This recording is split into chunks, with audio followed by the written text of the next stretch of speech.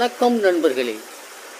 சமீபத்தில் நம்ம அமைச்சர் உதயநிதி அவர்கள் சனாதனம் பற்றி பேசிய பேச்சு ரொம்ப வைரலாகிருக்கு.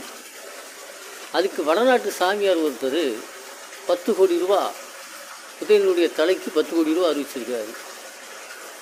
என்ன இது கொடுமை?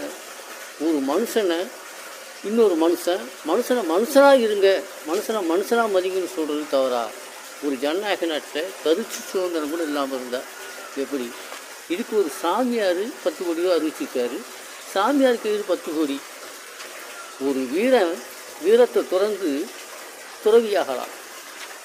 ஆனால் ஒரு துறவிக்கு வீரம் இருக்கக்கூடாது. அவன் எப்படி துறவியாக இருக்க முடியும்? அவன் போலி சாமியாக தான் இருக்க முடியும். இது சம்மந்தமாக அங்கே உள்ள அரசாங்கமும் வாங்கி திறக்கலை, ஒன்றிய அரசும் வாங்கி திறக்கலை. இது ஒரு கிரிமினல் குற்றம் தானே. ஒருத்தனை கொண்டு போடுவேன், தலையெடுக்கணும், மிரட்டுறான். அவனை யாரும் எதுவும் கேட்காம இருக்கிறது எந்த விதத்தில் நியாயமாகும்?